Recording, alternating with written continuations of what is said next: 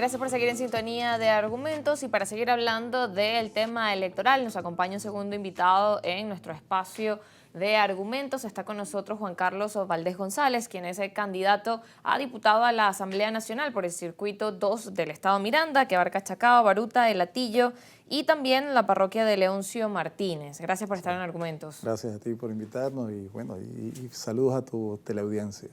Bien, y justamente también usted es abogado, especialista en Derecho Tributario, Financiero y Administrativo, y bueno, me comentaba que también es profesor en materia económica, y justamente que bueno, veníamos conversando con José Antonio Gil Yepes de la dinámica económica, y que mencionaba que bueno, es necesario trabajar en el país en esos cambios económicos que no dependan del petróleo, sino realmente en generar esas políticas que generen soluciones y que avancen a diversificar el país. En ese sentido, y bueno, como candidato también, ¿cómo considera que esto es posible y qué hace falta que realmente se haga en Venezuela? Bueno, en realidad ya ese camino ya se está trazando. O sea, una vez que la economía venezolana está intervenida como está intervenida, nos vimos hasta obligados a transformar la economía y de alguna u otra manera diversificarla. Pues en la actualidad son muchas las cosas que se están produciendo en Venezuela que antes del bloqueo no se producían. O sea, nos hemos dado cuenta, no, como te lo acabo de decir, la circunstancia nos forzó a trabajar en eso y estamos sin lugar a duda avanzando. Y te estoy hablando incluso desde el punto de vista técnico de la industria petrolera, por ejemplo. Pero en cuanto al desarrollo de las fuerzas productivas, de la agricultura, también se está trabajando sustancialmente en eso. Hemos ido avanzando. Claro, no partimos de cero tampoco. O sea, nosotros tenemos un desarrollo tecnológico, si se quiere incipiente, pero lo teníamos. Ahora estamos trabajando con mucho más fuerza para de alguna u otra manera depender cada vez menos digamos, reducir la dependencia tecnológica fundamentalmente que Venezuela hasta ahora ha tenido pues, y que nos ha afectado sustancialmente.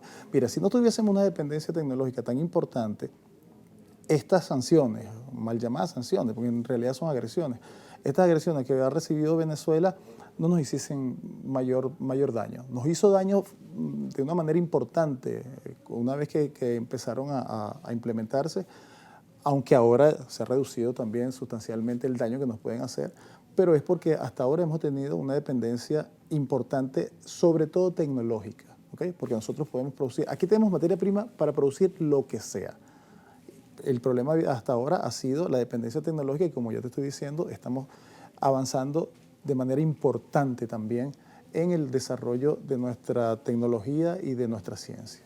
Por otro lado también, hablando del tema del petrolero, y bueno, en el caso específico de tecnología, ¿cómo evalúa también el tema de no tener esa dependencia también de los ingresos petroleros y cómo avanzar también en un contexto donde la incertidumbre sigue siendo parte de los escenarios que hay en el país, que quedan para el 2025 y que bueno, no sabemos todavía qué otras medidas van a seguir surgiendo y que puedan afectar la dinámica o por otro lado también desde Venezuela que se puedan generar para buscar esa estabilidad y que esos escenarios de incertidumbre no sigan estando, bueno, como que se repiten todos los años? Claro, fíjate. El escenario de incertidumbre o los escenarios de incertidumbre van a continuar en la medida que debemos entender también que Venezuela no es una isla en el espacio. Lo que ocurre en Venezuela es una consecuencia de lo que está ocurriendo en el mundo. ¿Qué está ocurriendo ahorita en el mundo? Desde nuestra perspectiva, hay un desplazamiento insoslayable del dominio que hasta ahora tenía Estados Unidos y digamos, otros países de Occidente. El dominio que han tenido en la comunidad internacional pues, está siendo desplazado por el bloque China-Rusia. Eso es insoslayable. En esa dinámica, digamos, en esa lucha, en esa guerra no declarada, los países que mal llamados periféricos, pero países como Venezuela en particular, juega un papel sumamente importante. Fíjate lo siguiente. Las personas nos alimentamos, y valga que pasa una redundante, de alimentos. Los estados se alimentan de energía.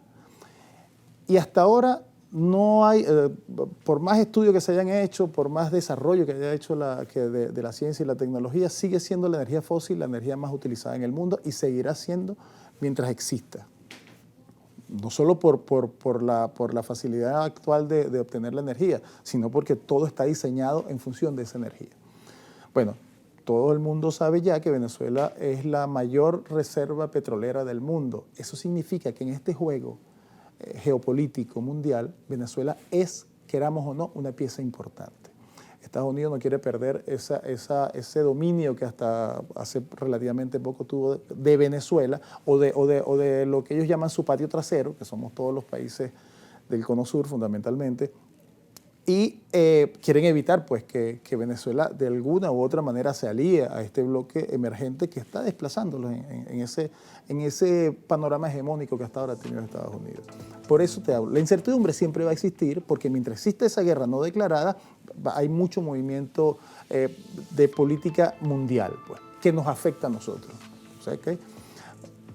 Pero aún así, nosotros, Venezuela, en ese vendaval que hay en el mundo, hemos ido avanzando porque además entendemos ese problema que existe en el mundo y sobre esa base estamos trabajando en fortalecernos nosotros.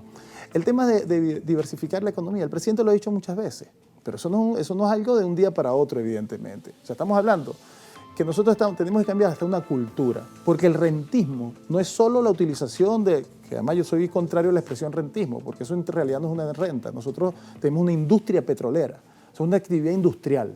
O sea, eso no es algo que tú eres, por ser simplemente propietaria, adquieres un dinero de allí. No, nosotros ejercemos una actividad productiva que es la del petróleo. Pero más allá de eso, el presidente ha sido muy enfático en la necesidad de diversificar nuestra economía, en la necesidad de cambiar este modelo económico de un país básicamente importador a un país donde nuestra principal, digamos, fuente de ingresos sea la exportación de muchos rubros, ¿okay? Porque aquí hay otra cosa que también quiero acotar.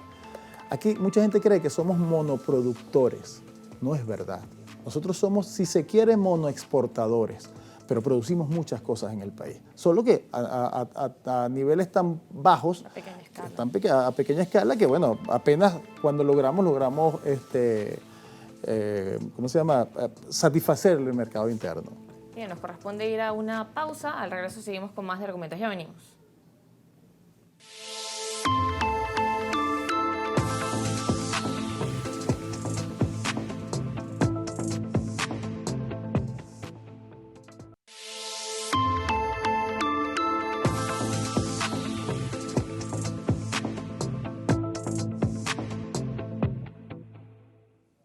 Seguimos en Argumentos conversando con Juan Carlos Valdés, representante del partido PPT.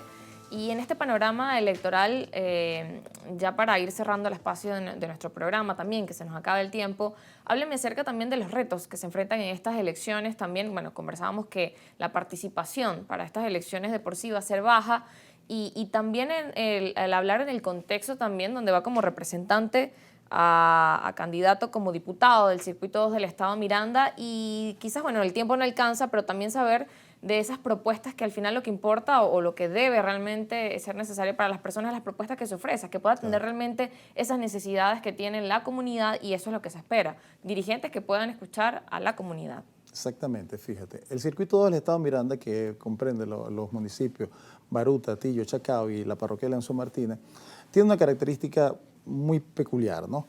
Que es un circuito donde un segmento, el mayor segmento de la población, si se quiere, es de clase media. ¿Qué pasa con la clase media?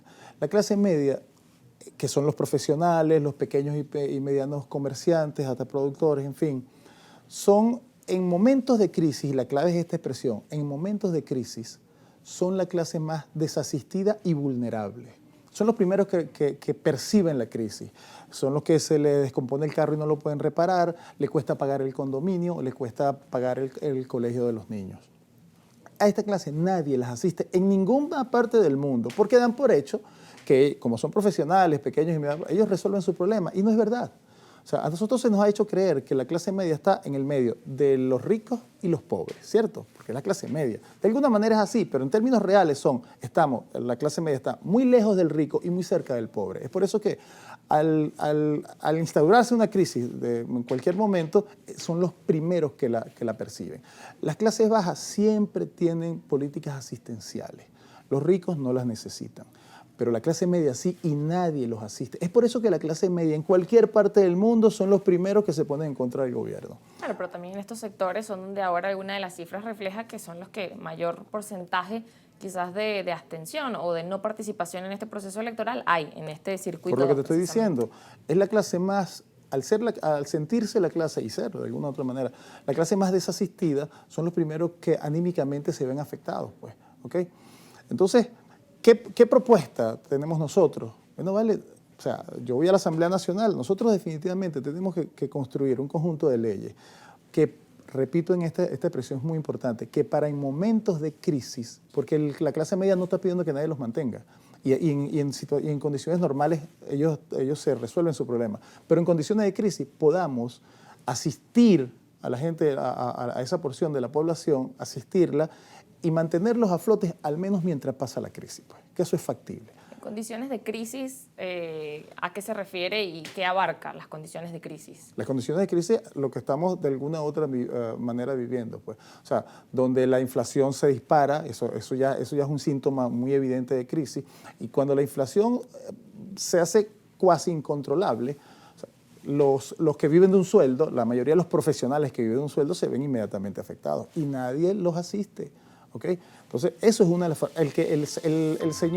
El profesor jubilado que vive en Chacao, en un apartamento, está con una pensión bastante baja y el condominio lo presiona, pues, porque tiene que pagar condominio y lo pasan al departamento legal para que el señor pague. ¿Cómo lo paga?